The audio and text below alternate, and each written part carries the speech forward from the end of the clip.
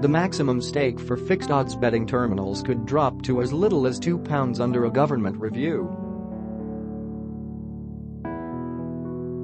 Currently, people can bet up to £100 every 20 seconds on electronic casino games, but ministers are considering a new limit somewhere between £2 and £50.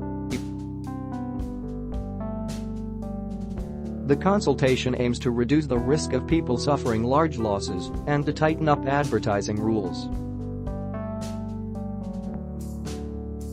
The Association of British Bookmakers said problem gamblers would find somewhere else to continue their habit.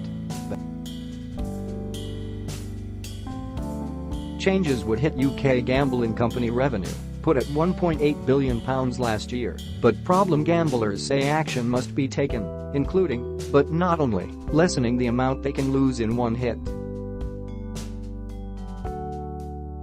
Gambling vlogger Andrew Margett told BBC Radio 5 Live how the machines, also known as FOTs, proved addictive. "I was just in a trance, in a complete bubble, playing it. Hitting the button, hitting the button, hitting the button. You're just unaware of anyone else and your surroundings, and bear in mind I had a 3-week-old son. I couldn't give a monkey's about anyone else." Former addict Jason Hadigan told the Victoria Derbyshire programme how he lost £300,000 on FOTs and was eventually banned from all UK bookmakers in 2014. "I was conning the bookmakers to fuel my addiction. That's why a Crown Court judge banned me for 5 years," he said. He described how he had gambled since the age of 9 and used to bet on racing. But bookmakers set a limit on what he could put on a horse and suggested he use the fixed odds machine to gamble instead. As part of the government review, the Gambling Commission, the industry's regulator, will consult on changes to protect online players.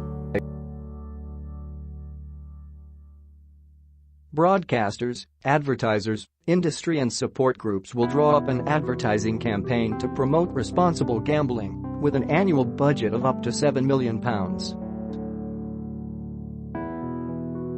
New advertising guidelines will be drawn up to protect problem gamblers, children and young people.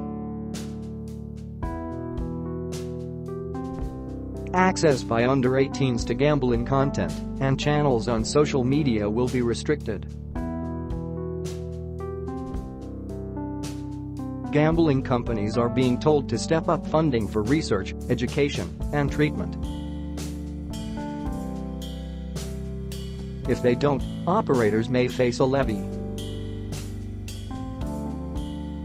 Culture Minister Tracy Crouch said current laws on gaming machines, which critics say have called the crack cocaine of gambling, were inappropriate.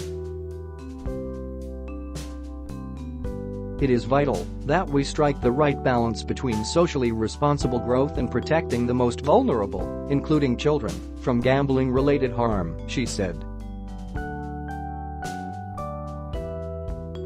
"We have seen online gambling grow rapidly, and we need to protect players in this space, while also making sure those experiencing harm relating to gambling receive the help they need," she said. Labour Deputy Leader Tom Watson told BBC's Today programme he was disappointed that the government had launched a review when it should be taking action. People who are problem gamblers seem to be drawn to these machines. They're on their doorstep. They're on every estate in Britain. That's why they're so dangerous, he said. He said industry fears that betting shops would shut if the stake was reduced, had to be balanced against the harm done. Labor wants a new gambling bill to look at the explosion of digital and online products, to stop children gambling on phones, and protect vulnerable people. Carolyn Harris MP, who chairs an all-party parliamentary group on the issues involved, said there was overwhelming evidence people's lives were being destroyed by the machines. When you see the statistics, that 31% of people who use these machines are earning less than £10,000, where do they get the money? Because they are not earning it, she told the Victoria Derbyshire programme. The government began to look again at gambling in October 2016, when it made a call for evidence on the number and location of gaming machines and the measures in place to protect players. Betting machines have long been a fixture in pubs, clubs and cafes, but fixed odds terminals, introduced in casinos and betting shops from 1999, offered computerized games including roulette and blackjack at the touch of a button. Each machine accepts bets up to a preset maximum and pays out according to fixed odds on the simulated outcomes of games. Two categories of games are available, including B3 games with a maximum stake of £2 and a top prize of £500, and the more contentious B2 games, which allow for bets of up to £100 every 20 seconds. Malcolm George, of the Association of British Bookmakers, said the government shared its wish to identify problem gamblers and get them help. But restricting terminals in betting shops would redirect problem gamblers to other avenues where there were fewer controls on the amount of gambling, he said. Just as alcohol policy in this country is not solely determined by alcoholics, he added, there needs to be an environment for the vast majority who gamble responsibly. Any coming changes should strike the right balance between what is appropriate for